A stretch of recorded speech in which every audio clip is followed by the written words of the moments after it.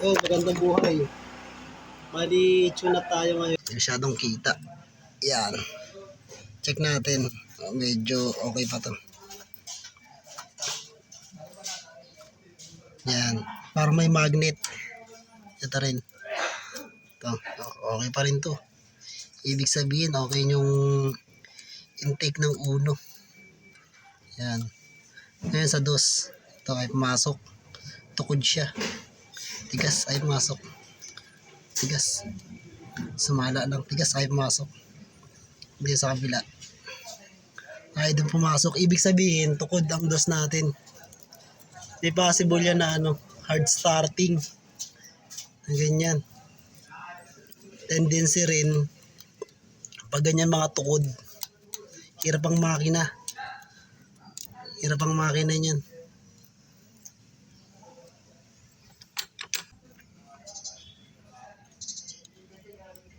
Adjuster niya, yan. Pipitin nyo lang pakaliwa, yan. Tingnan natin. Ayaw pa pumasok. Yan, maluwag na naman yan. Yan, pumasok na. Skip.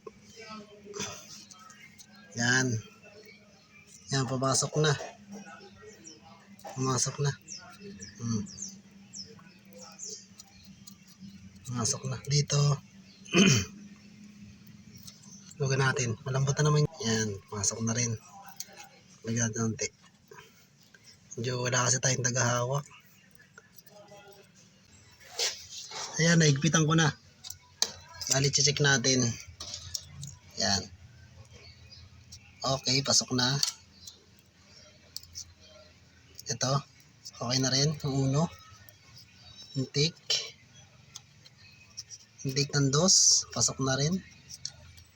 Yan. Yan. Parang may magnet lang. At ayan. So, tune up na natin to. Itong tres ng exhaust. Medyo madilim. Hindi na natin kailangan galawin. May clearance siya. Maganda pang clearance ang exhaust. Exhaust ng tres yan.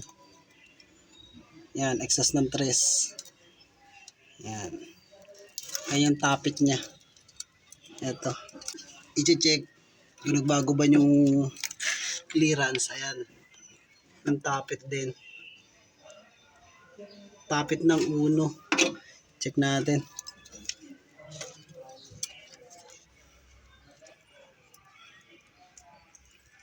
Yan. Check natin. Up. Yan. Ganda pa rin yung clearance. Medyo di na tayo pinahirapan eh. Ito.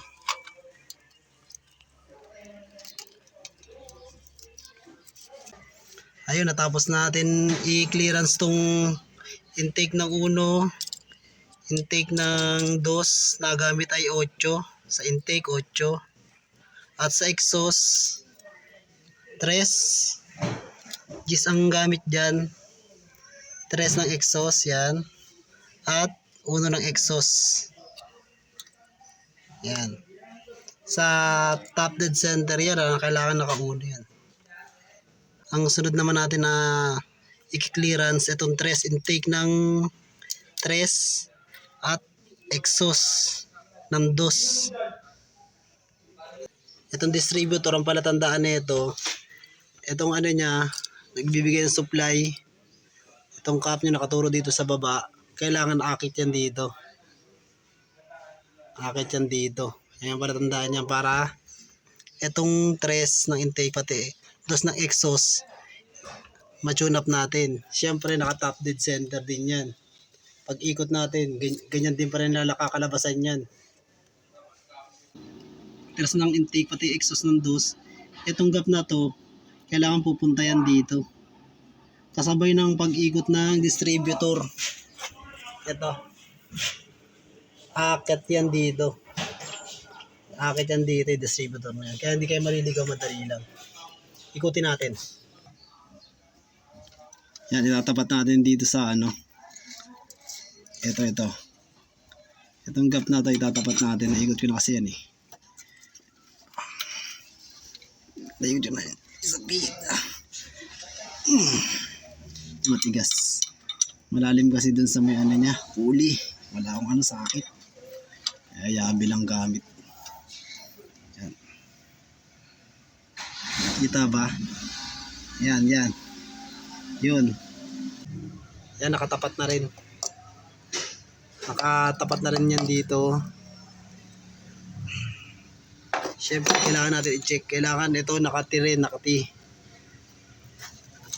Konti pa. Hindi ko dyan kada. Yan.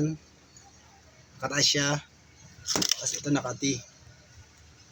Yan, T. Ito. Yan. Yan.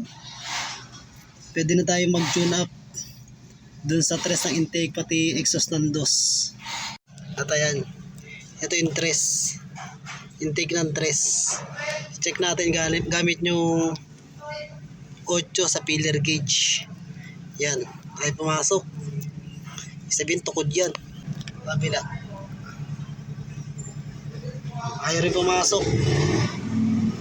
Yan. Ay pumasok. Nabuksan ko na rin pala ito. Yung nut. Adjust natin yan. Wala kasing ano. Tagahawak ng cellphone. Pumasok na.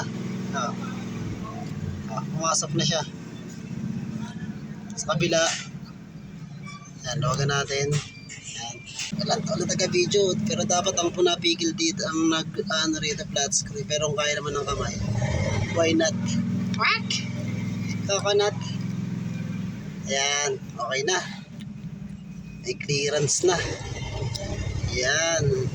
Siyempre, double check ko pa rin yan. Yan.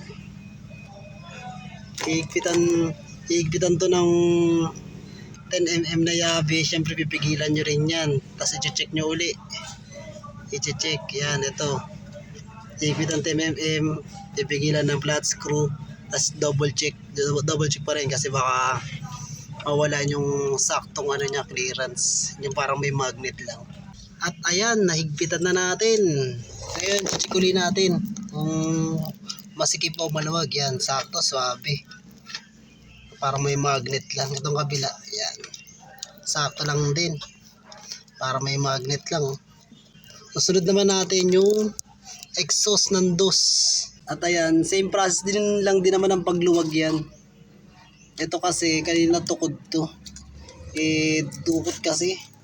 Kaya in-adjust ko muna. Ayan, check na lang natin. Yan. Yan, sakto. Clearance na. At ayan nga, may clearance na rin. Ari, ginalaw ko na rin kasi kanina. Okay na parehas. Exhaust ng dos. Intake ng tres.